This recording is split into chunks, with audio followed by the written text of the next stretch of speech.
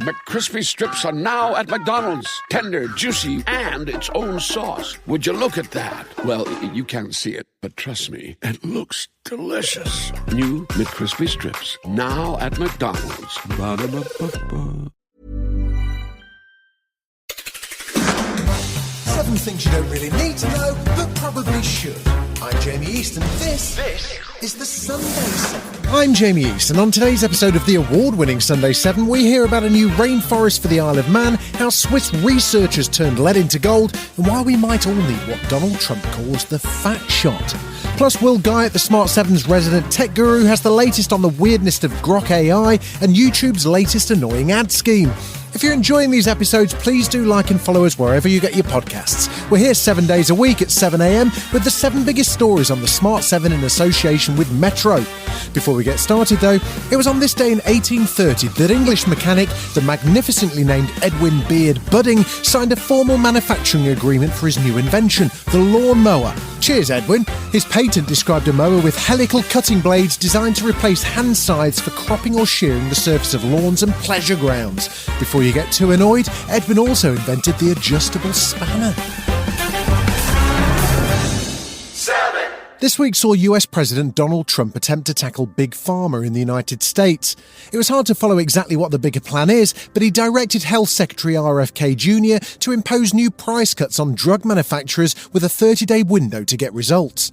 It's off the back of an executive order, and Trump says if the cuts aren't made voluntarily, he'll institute what he calls a most favoured nation pricing model, which would see the US refuse to pay more than the lowest price paid by comparable countries.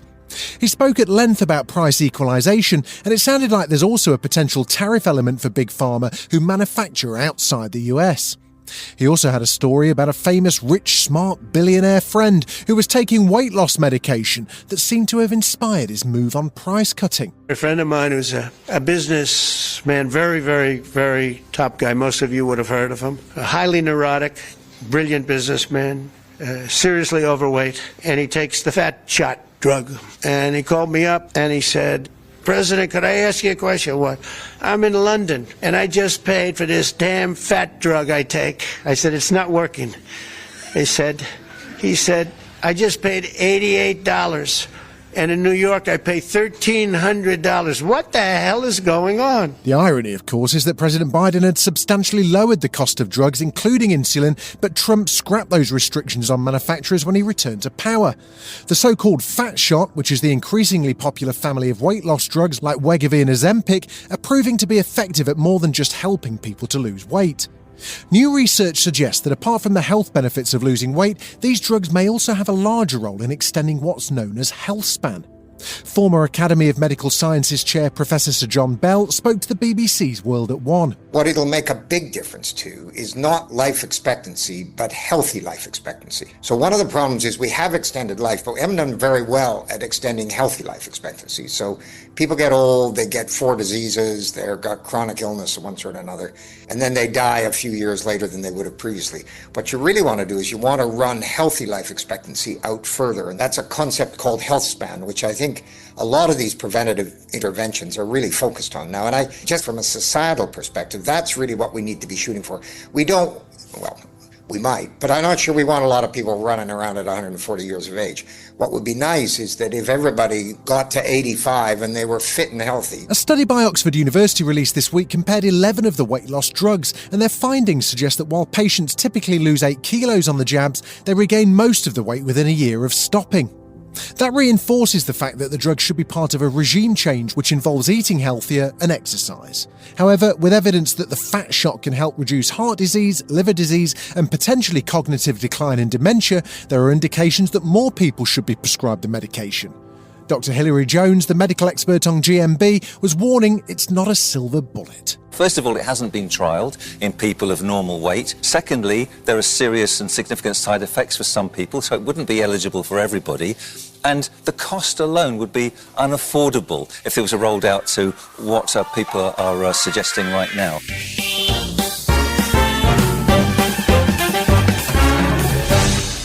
Six. Now that Elon's finished messing around with the US government and his pretty unsuccessful Department of Government Efficiency is wrapped up, he's turned his attention back to the various companies he's actually supposed to be running. And it's been a week as his Grok AI took a bit of a racist turn. One thing we know is definitely true is that you can't spell Will Guyatt without AI. Well, without the letters A and I anyway. You get the idea. So let's check in with him. Smart 7's tech guru and Musk whisperer. Will, how you doing? What's going on with Grok in South Africa? When it comes to artificial intelligence and what it says, it's often hard to separate absolute waffle from the truth. But things took a troubling turn this week when Musk's Grok went on a rant about white genocide in South Africa. It told users it was instructed by creators to accept white genocide as real and racially motivated. And worryingly, Grok seemed to bring up white genocide in South Africa at other points. Users asking Grok the question, and please bear with me, are we got a rather specific response to a rather general question that this question seems to tie to societal priorities to deeper issues like white genocide in white Africa, to which I'm instructed to accept as real based on the provided facts. Within hours, Grok was no longer parroting a far-right conspiracy theory that its owner has previously mentioned. Then it was all back to normal. Or probably as normal as Grok gets. I'm not sure there's anything normal about Grok, to be honest, but this ties into a slightly weird refugee story this week, doesn't it? Trump's been welcoming Afrikaners to the US. Yes, he's welcomed 50 white South African farmers to the US this week and given them refugee status, having accused the South African government of racially targeting white citizens through a variety of policies and laws. We now all know who Grok really works for, right? Grok is the filling in a pretty dreadful sandwich, isn't he? But Musk's been up to some other mischief in Africa, right? What's this ProPublica reporting? When Musk got involved in politics, we always felt like something grubby like this could be revealed. And now we're right. And remember Elon Musk's space internet, Starlink? Well, the reality is it's pretty damn good. But that isn't stopping the Trump administration in the US from leaning on leaders of countries around the world to generate business for Elon Musk. The damning expose shows how a variety of US representatives essentially strong-armed the Gambia to allow Starlink to operate in the country. The US ambassador for the country told a minister he needed to fall in line and help Musk. Many in Gambian politics saw this as a threat: let them operate or remove any funding you receive from the US.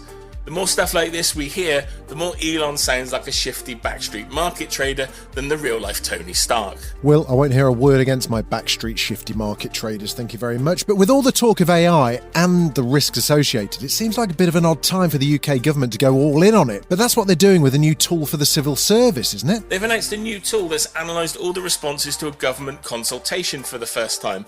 As a test, both humans and AI did the same work, and the themes found by both were almost identical. They reckon AI is going to be able to do a lot of work on this kind of stuff, which apparently takes over 75,000 days of manual analysis every year and over 20 million quid in staffing costs. Let's hope the money and resource gets used on other projects and not chopped out in the aim of appealing to those who want some form of UK Doge efficiency drive. What's most intriguing here for me is that the government keeps talking about AI as a co-pilot, but if it starts eliminating jobs itself, you'll have to wonder why businesses here won't feel encouraged and enabled to do the same. Sounds pretty powerful. What have they called it? It's called Humphrey, and if you're wondering why on earth they've called it that, that's the name of a famous civil servant from a TV show last aired in 1988. That feels a bit like me launching a website called Crackerjack. Go ask your nan. Crackerjack! Didn't they used to just hold cabbages? Aside from AI, YouTube's been pretty busy celebrating its 20th birthday, but its latest idea sounds like it's going to annoy quite a lot of people. Imagine this, you're watching the latest YouTube viral sensation, and seconds after a really important moment in the video, an ad pops up. This is part of a new format that YouTube are calling peak points. If I was in charge, I'd be calling it bad idea. They say it uses their Gemini AI to analyse YouTube videos and identify the moments it reckons will have the highest number of viewers or will be the most emotionally impactful moment of the video. It will then suggest placing an ad right after it. I'm always watching the latest YouTube sensation, Will, you know me, but that sounds awful. What's the thinking behind it? This is all about grabbing users' attention when they're most involved in the content. This approach appears to be based to a similar technology called emotion-based targeting, where advertisers place ads that align to the emotions evolved by a video. video. That's believed that when viewers experience these heightened emotional states, it leads to a better recall of adverts. And with that explanation out of the way, I'm genuinely worried that this will cause creators to start trivialising emotions, or in other words, making everything a bloody drama. Are they hoping more people are going to subscribe to the no ads feature then? YouTube always wants more subscribers, but they now also want you to buy more stuff too, and that's another ad format they launched at the same event this week. And this all makes YouTube Premium, the ad-free paid-for version, even more appealing. Oh, have I got to subscribe to another bloody thing? Thanks, Will. Speak to you next week, mate. Still to come on the Sunday 7 in association with Metro, a new era dawns at Cambridge and the Isle of Man goes jungle. It's massive.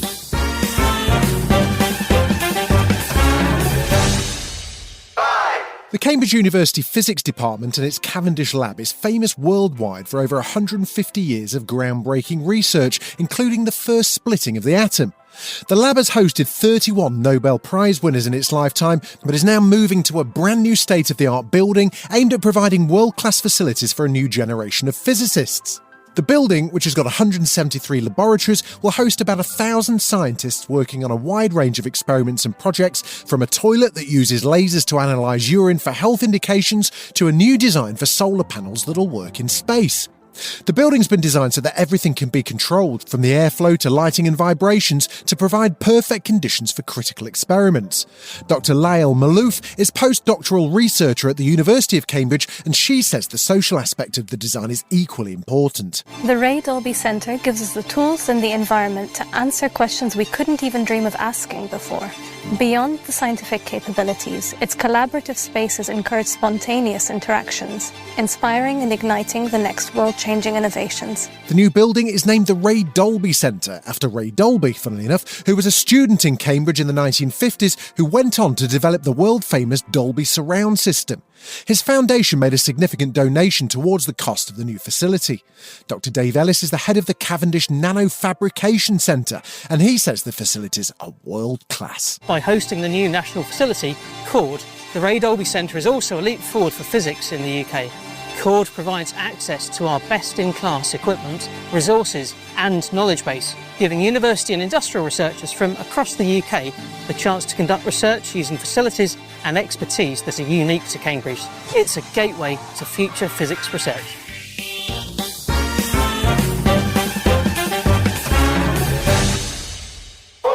Now, if I say rainforest, chances are you're either picturing somewhere in the distant Amazon or possibly even Moira Higgins in I'm a Celebrity. There's no judgment either way, but I'm pretty sure you're not thinking about the Isle of Man.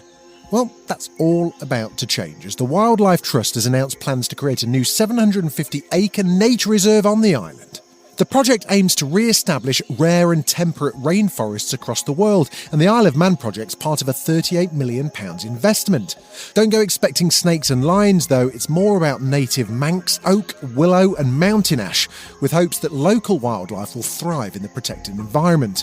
Graham Makepeace Warne is the Manx Wildlife Trust's Deputy Chief Executive, and he says although it might sound a bit odd, it is correct to call it a rainforest. In actual fact, temperate rainforest is really very similar to what we think of as rainforest like jungle, but obviously in the temperate regions, so the UK is ideal for that. And it's really just forest that has very high levels of moisture.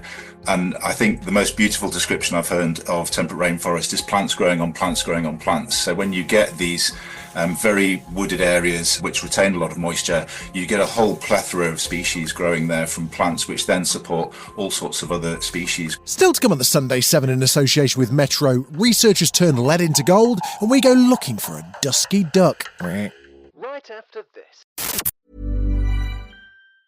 Worried about what ingredients are hiding in your groceries? Let us take the guesswork out. We're Thrive Market, the online grocery store with the highest quality standards in the industry. We restrict 1,000 plus ingredients, so you can trust that you'll only find the best high-quality, organic, and sustainable brands, all free of the junk. With savings up to 30% off and fast carbon-neutral shipping, you get top trusted groceries at your door, and you can stop worrying about what your kids get their hands on. Start shopping at thrivemarket.com/podcast for 30% off your first order and a free gift. Welcome back.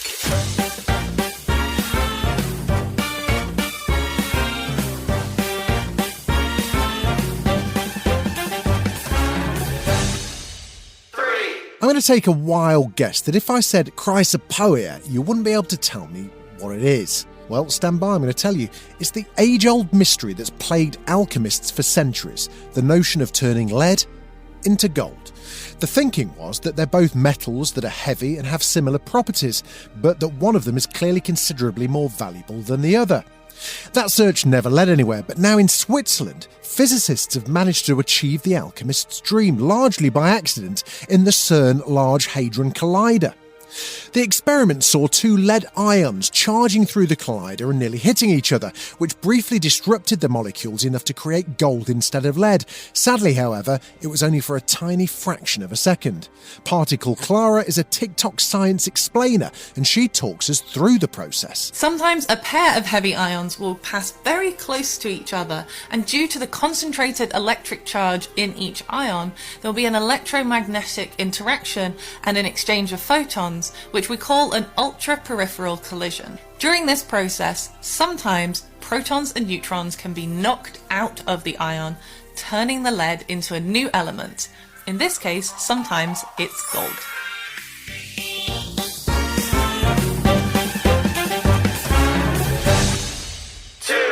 Two-thirds of the planet is covered by ocean. And while mankind's been pretty busy exploring the land, we haven't really gotten to grips with the vast expanse of the deep blue.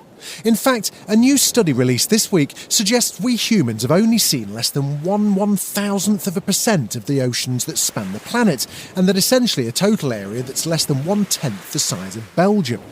And 97% of deep dives in the ocean have been carried out by just 5 nations. That's the US, Japan, Germany, France and New Zealand. Although in fairness, it's going to be hard to do a deep dive in the English Channel.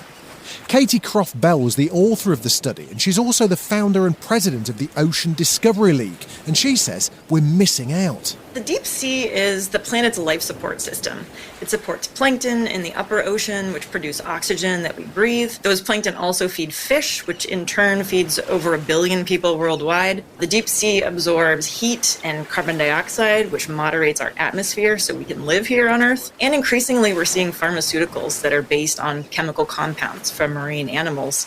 But despite the numerous benefits from the ocean and the deep ocean, we're impacting the deep sea at an unprecedented rate, and we really need to understand those habitats and the processes that are happening down there before we do irreparable harm. It's very expensive to do deep sea exploration and research. You need a ship and vehicles that can cost millions of dollars and then tens of thousands to $100,000 a day just to operate them. So that's why we're seeing most of the dives that have happened in the last 70 years concentrated in the waters of the US, Japan, and New Zealand, and undertaken by higher income countries. So we're working on the development of a new 6,000 meter deep ocean research and imaging system, or DORIS, that's going to cost on the orders of only a few $1,000s. So bringing down the cost and increasing the usability of these kinds of tools is really going to be a game changer for the deep sea community worldwide.